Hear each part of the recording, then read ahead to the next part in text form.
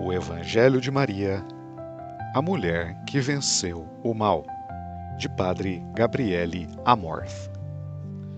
Primeiro dia, a nova mulher. Quando todos os anos, no dia 8 de setembro, a Igreja celebra a festa litúrgica da Natividade de Maria, o pensamento mais insistente é o de que surge a aurora anunciadora do dia. O nascimento da Virgem preludia o nascimento de Jesus. O Concílio Vaticano II exprime-se com uma frase felicíssima sobre o nascimento da Virgem.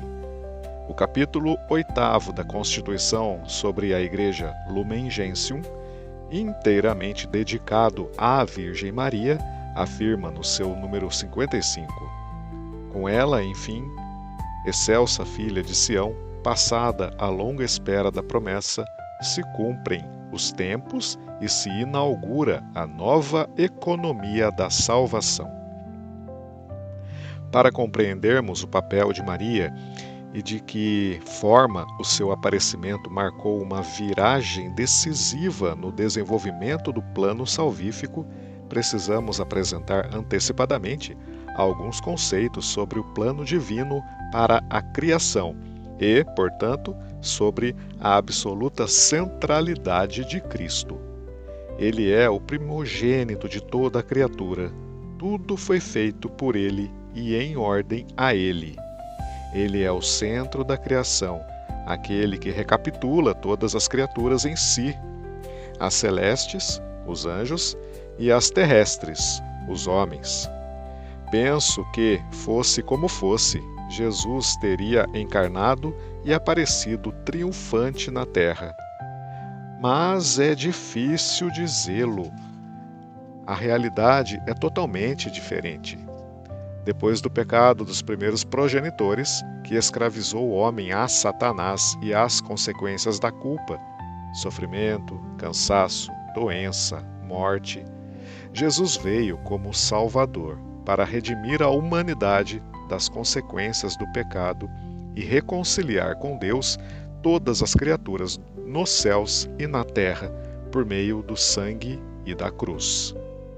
Tudo foi criado em ordem a Cristo, e desta visão cristocêntrica depende o papel de cada criatura, de cada um de nós, já presente no pensamento divino por toda a eternidade.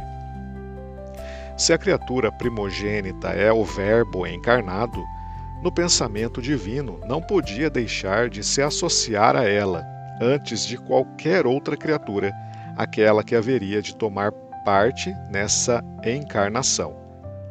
Daí a relação única entre Maria e a Santíssima Trindade, como se manifesta claramente na cena da Anunciação.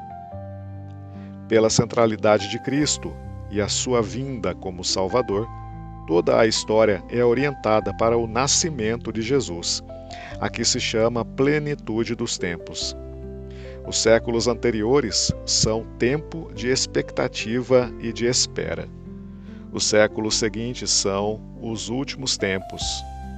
Com o nascimento de Maria, a história humana sofre uma grande mudança. Termina o período da espera e inicia-se o período da realização. Ela é a nova mulher, a nova Eva. Dela vem o Redentor e inicia-se o novo povo de Deus. Já os primeiros padres, como Justino e Ireneu, gostavam da comparação entre Eva e Maria. Eva, mãe dos viventes, Maria, mãe dos redimidos. Eva, que dá ao homem o fruto da morte. Maria, que dá à humanidade Cristo, fruto da vida. Aqui chegados, gostaríamos de conhecer muitos pormenores relativos a Maria, mas são poucos os dados de que dispomos. Os evangelhos não são livros histórico-biográficos, mas sim histórico-salvíficos. São a pregação da alegre notícia. Neles não tem lugar os que só teria um mero interesse humano, sem nenhum valor para a salvação. E é disto que depende a enorme falta de notícias que nos interessariam pelo seu valor biográfico, mas que não têm importância para a mensagem que os evangelistas nos quiseram transmitir. Façamos algumas perguntas que, embora sem respostas seguras, nos podem aproximar bastante delas. Assim, aperceber-nos-emos, ao menos um pouco, de algumas das opções dos evangelistas. Quando nasceu Nossa Senhora? Quanto ao dia, propuseram-se antigamente várias datas, sempre sugeridas por motivos de culto e não por motivos históricos. Depois prevaleceu a de 8 de setembro, embora historicamente infundada, e dela se fez depender a data da Imaculada Conceição de Maria, 9 meses antes, na festa da Imaculada Conceição. Quanto ao ano, só podemos tomar como ponto de partida, recuando a data do nascimento de Jesus, também ela incerta, mas definível com bastante aproximação, tendo em conta que as meninas se casavam pelos 12 ou 14 anos.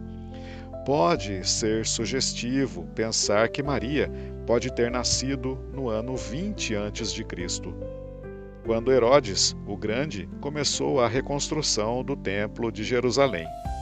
É sugestivo, porque assim, enquanto o homem construía o templo de pedra, Deus preparava para si o seu verdadeiro templo de carne. Mas essa data é apenas provável, embora seja próxima da real, que não conhecemos. Onde nasceu Nossa Senhora? Entre as várias cidades, com hipóteses válidas de terem sido a terra natal de Maria, as duas mais prováveis que disputam essa honra são Jerusalém e Nazaré. Ambas ostentam uma tradição muito antiga, com provas arqueológicas e cultuais. Inclinamo-nos para Nazaré, dado que é lá que encontramos a humilde adolescente, envolta no máximo escondimento, numa aldeia a meia encosta, que contava então cerca de 200 habitantes, habitando com grutas e em cuja entrada podia ser acrescentado um aposento.